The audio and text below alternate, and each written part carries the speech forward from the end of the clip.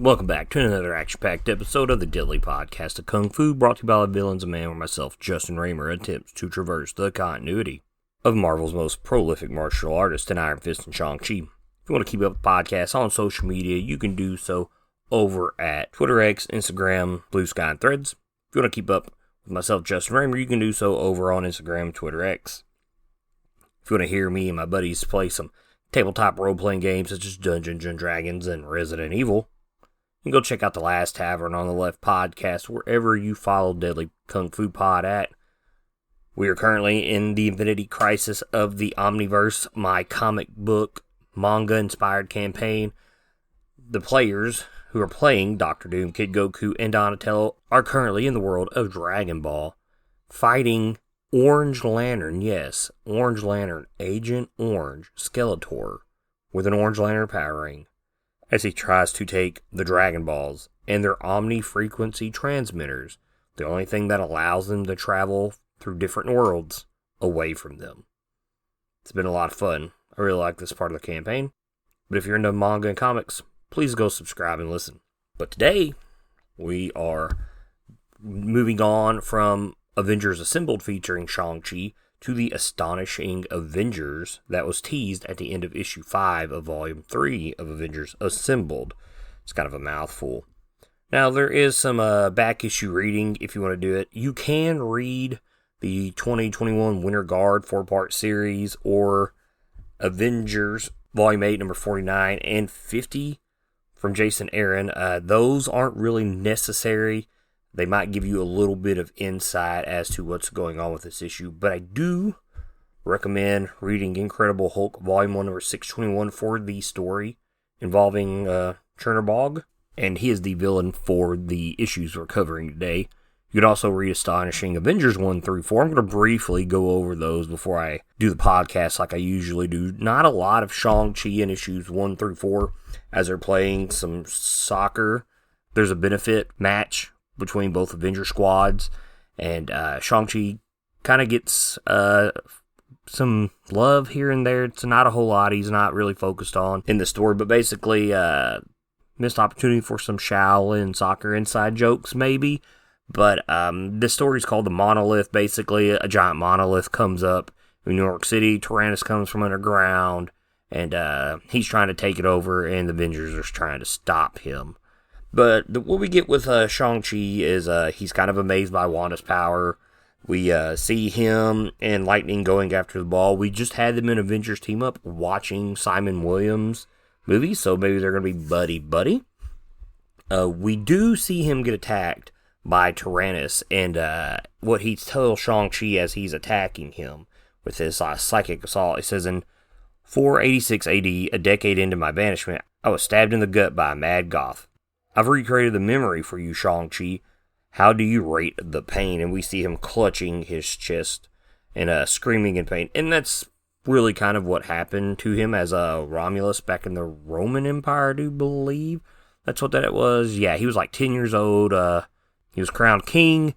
The Goths come over, as in not like hot, thick booty Goths, just Germans and whatnot. And he was dethroned as a Rover-ran. I think he did run the last Roman Empire, if that is right, basically by what I've read. But for a lot of issue 3, he's MIA. He's not even involved in anything.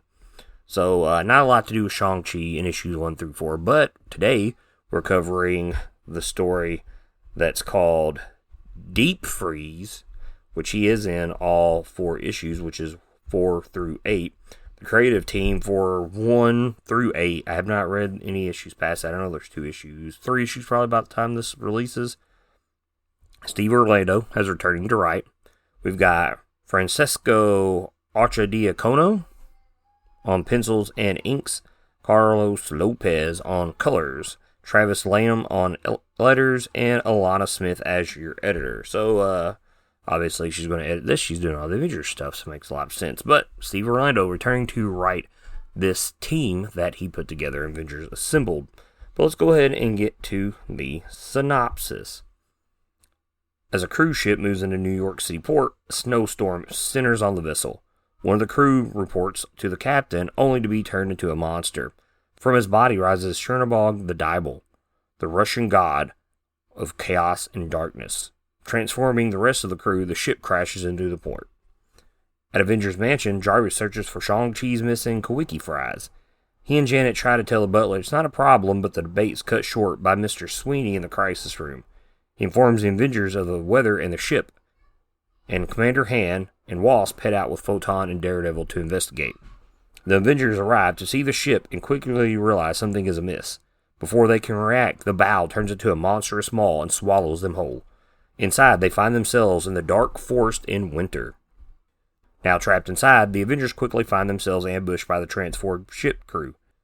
Realizing they need mystical energy to defeat them, Shang-Chi's knowledge of Orinda is shared with Photon via mind link with Daredevil.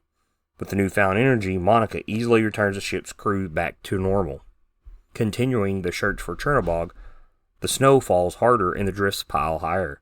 Suddenly the demon god appears, springing his trap and capturing Wasp. Using a magical jar, he transforms her into a powerful minion.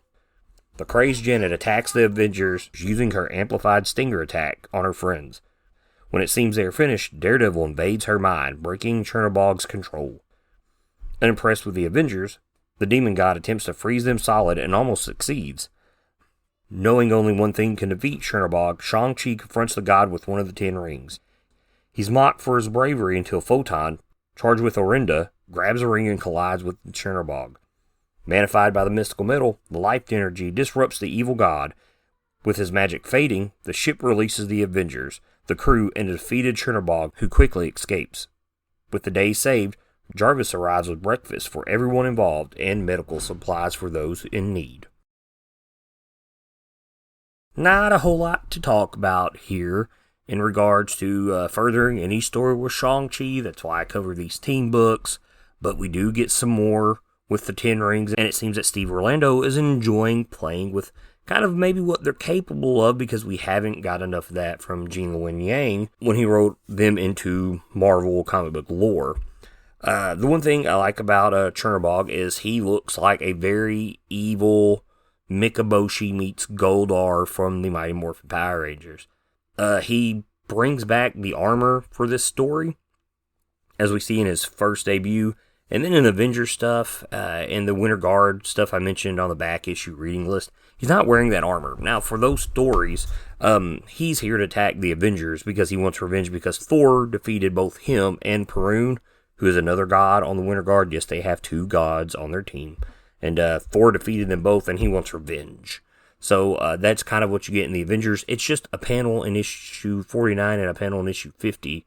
The Winter Guard story kind of splits them up. Nothing that's really important except for Perun and Chernobog come at odds against each other. Because obviously one is a good deity, one's an evil deity. So yeah, I really like the armor look. I'm glad they brought it back. Go read that Hulk story. 621, right? Is that the issue? Yeah, 621. Anyways, we get some more references to Quickie Fries for Shang-Chi, as he is mad because someone ate his in the freezer, and Jarvis is so determined to find them for him. When Shang-Chi's trying to get Jarvis to quit looking for them like it's no big deal, Janet's like, Jarvis takes his work very seriously. Shang-Chi replies, I said it was cool. I mean, what if Hercules took it? How would that even go? And then he gives the double bicep curl pose, like he's Hulk Hogan. He says, What ho, young master of the hands! Verily, your poultry sticks held mighty sustenance. It's comical, but to me it's not Shang-Chi. But I guess you got to give the character some life. He's trying to grow out of his Bronze Age beautiful Zen pacifist, master of Kung Fu era. But I do like we're giving him some character with these Quickie Fire eyes. Would he fight Herc over him? I doubt it. But anyways, this Orinda magic, never heard of it before. I had to do some history. So you're about to get a history lesson from Justin, host of Deadly Podcast Kung Fu. The ship's crew, obviously, they're transformed, possessed maybe, by Chernobog's magic. And the Wasp releases one of these massive bioelectricity blasts, and it really doesn't do anything to stop them. And Photon says, Wasp's sting hits them hard, but Chernobog still has these people. Shang Chi answers her, maybe it was the right idea. Wrong shot. Bioelectricity is science. You said it, this energy is supernatural. But there is Orinda. It's known in Tao Lo, a kind of life energy, or mystical bioelectricity. Maybe it could expel his influence, but I can't generate energy I've never felt, is what Photon replies with. Daredevil, Elektra, I love her Daredevil look, touches them both on the back of their heads. Shang-Chi has, Photon. I can bridge your minds. The hand's training has its merits. And she says, whoa, I've got it. It's so warm, like how the sun makes you feel inside. It's kind of a reference that we'll get to here in a little while. But then she kind of has this really crazy sunfire look when he activates his powers. And she roasts the crew, and it changes them back to normal. So I really had to do this whole, what is Orinda? He says it's known in Tao Lo. So I'm going to quote this from the Thor and Hercules Encyclopedia of Mythologica. Man, back in the mid to late 2000s and early 2010s, Marvel had these encyclopedia books, and they were based on basically comic series. And they had this one, they had one for like the X-Men, one for the Avengers, you know, and then kind of give you like, it was like the old encyclopedias from like the Bronze Age, from the 80s and stuff. And man, I really miss that they do these anymore because they would just chock them full of world-building information. And this one, which I believe I had this is awesome. Like, is really, I love this book. But, you know, you can go to Marvel Wiki and read a lot of this now. But as for Orinda, Mini Mundog also possess additional superhuman powers derived from Orinda, the mystical power of the Jinsgong spiritual plane. So this is the pantheon for the Native American spirits and gods in Marvel, and they are the originators of this magic or energy. And what I don't understand is if you go to this book, and when we go to Tao Lo, it's Chi, just like Kun-Lun. It's Chi. Even their pantheon harnesses Chi. It even says so. So I'm not sure where Steve Orlando is getting that it's known there. I mean, I could understand that gods would know about each other's powers, but it's been specifically a Native American energy that only they have harnessed throughout Marvel history. And so, you know, I really went through, read some books, kind of getting an idea of what this is. And it's not given a name, but it first appears in Ghost Rider number 49 and 50 from Volume 2. And we see the great Indian god Manitou fighting the Ghost Rider, and he shoots him with an arrow of this stuff. And what it says in the captions as he's hit with it, the brimstone biker feels himself engulfed by an agony of torment the likes of which he has never known. A torment so endurable that he is conscious of nothing save the sound of his own demonic scream shattering the night stillness of the star-shot night. And it turns him back into Johnny Blaze. Just one arrow. And then we see Manitou. He summons great thunderbirds to attack the Ghost Rider. He summons a winged serpent that's sacred to the Native American gods to attack the Ghost Rider. And then he hits him with a tomahawk. He feels a savage blade tearing through his innards, engulfing him in an agony of unendurable torment, transforming him against his will into the mortal, vulnerable form of Johnny Blaze. So twice, one attack changes him, the other attack changes him. Very powerful stuff. So we know that Steve Orlando has to be drawing inspiration from this. I mean, the Ghost Rider is an evil entity. Chernobog is an evil entity. He's got to be drawing it from this. But the thing is, when we see Tawa, who's also from the Manitou, he is in fighting Demogorge, which doesn't really stop Demogorge if you know anything about Demogorge. He's the bane of gods. Like, all the godheads came to fight Demogorge. The caption, when he shoots him with some of the energy in arrow form, Tawa's gleaming shaft explodes with all the fury of solar fusion, assaulting the Demogorge with blinding light and blistering heat. So up to this point, Orinda has not been named till we get to Doctor Strange, Sorcerer Supreme number 25, when some of the Cheyenne gods are trying to uprise and basically have what's left of the Native American people kind of treat Americans the way that they were treated when they were slaughtered and had their land taken over. And Red Wolf gets involved. It's a pretty neat story. I was kind of surprised. You will get offended maybe by some of the language, but, we're talking something that was almost 40 years ago. Marvel's apologized for it, but, hey, it's there. It gets tough to read if you're sensitive to that type of thing. But as he says, and you, white magician, who has ignored the continuing threat to Orinda, the land's mystic power. So there, it's tied to the North American continent, is what I'm assuming, by a lot of what we've read, and basically the Native American pantheon being the only ones to channel it. So, even though he says it's known in Ta Lo, and we have all the references to Ta Lo harnessing Chi, my guess is maybe he started studying Orinda because he lives in the States. It's basically an energy source. It's kind of like Chi, basically, but I guess because it's from a different pantheon, its energy is different. I'm not really sure. It's a living energy. We know living energy can hurt demonic influences when it's Chi, because in Shadowland we've seen Danny destroy the possession of Matt Murdock from the Beast, which is a hand demon. So maybe he was just studying it and found out, oh yeah, the people in Ta Lo know it. I've been there to hang out with them. They've told me something about it. So maybe at some point there needs to be a team up between Shang Chi and Red Wolf, and maybe we can dive into this a little more. During the battle with Chernobog, we kind of learn some more about the 10 rings. It is basically it's a metal, so it's an energy conductor, but because it's a mystical metal, it really amplifies any type of energy. So we see that it protects him from Wasp with her mystical bioelectricity that's the demon has possessed her with, that's enhanced her powers. It does shield him from that, which Daredevil also is shielded from it. I don't understand that because, well, Photon just stands there with her arms crossed. But he's smoldering just a little.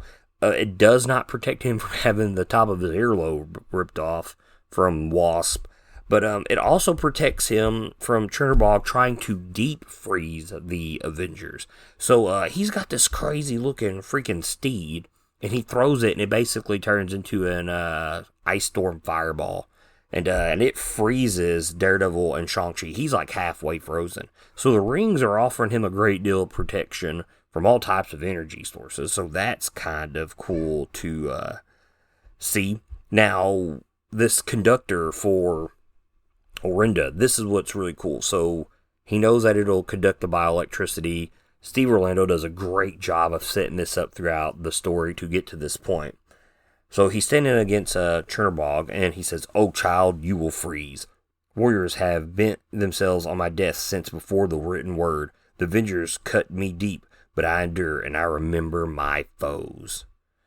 And then we see Photon come flying in. She looks, again, like Johnny Storm this time.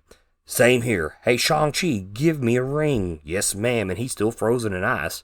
So the rings can't protect him from breaking the ice, but they keep him from being frozen to death. He throws the ring, and it sticks in his head. "Ha, you think one of your rings could ever hope to wound me?" More on that later. Like Wasp says, she shows up and grabs the ring. Mystic Metal's a hell of a conductor, and she ignites the Orinda into the ring, which basically not only dissipates Chernobog, but turns the ship back to normal, and it spits them out, spits the crew out, the captain, Chernobog, and the Avengers. So this whole Orinda thing, I don't care that it's not Ta Lo based, but that he's learning about it. It's cool because we know that he's been able to manipulate Chi. He's mentioned it before throughout his history, but the fact that it can give him a big power boost if he was to amplify the rings somehow, because what we're learning is he can't manipulate it. He just has knowledge of it at this point. And we have a energy manipulator, someone who can basically turn into pure someone who can basically turn into pure energy in Photon. So, I mean, if he could find a way to harness this, manipulate it, and use it with the 10 rings, that would be awesome. I don't know why he just couldn't use Chi, but because maybe it's the Manadu's Pantheon that harnesses that, maybe that limits him, and that's why he's not using it himself and he can't. Just curious, hoping maybe that we'll get some more into that later on with Steve Orlando's writing. But as I said, the ring in Chernobog's head, we find there's some limitations here to the 10 rings. He says, "Dieball's really got you, huh? I bet a knockout changes that." And he shoots the rings at him. And Dieball says, "You will never find out. Not wielding such trifles as the 10 rings of Ta Lo, I am no mere worm. I am the Dread Knight. My strength runs deep," and the rings just bounce off him. Which is interesting, because in Avengers Assembled Volume 3, we do see him fight Sin, who has the power of Irida, who is an eldritch goddess herself from Greek. So she was pretty powerful, and they couldn't defeat her. And I guess now that I think about that, he must have learned about the Orinda in between these stories, because that would have been perfect way to defeat her instead of using Cap Shield at light speed. So maybe there is a story developing here, and I just now thought about it. But yeah, the brass knuckle rings that he was beating the snot out of Sin with, that actually hurt her, throwing them here at Chernobog has nothing. So I guess that's just the level of godhood that he can't compete with these rings. So maybe he does need to find a way to harness Orinda to hurt such creatures, which he's a demon god. He's not really a god like Thor, so to speak. So very interesting, this Orinda, and how he learned of it in Ta Lo, but it's with the Mandu gods in the Native American plane of existence and their Pantheon. So it's kind of interesting. Did a big history check on that, and shared with you what I knew. Like I said, if you want to learn about that power or just kind of see what it's capable of outside this book, that's Volume 2 of Ghost Rider, 49 and 50, Thor Annual number 10, Doctor Strange Supreme, 25 is where it gets its name at. Other than that, besides the Encyclopedia Mysticana, it's never been mentioned until this story. But that'll wrap up this episode of the Deadly Podcast Kung Fu, brought to you by the Villains of Man. If you want to keep up the podcast, you can do so on social media at Twitter, X, Instagram, Threads, and Blue Sky.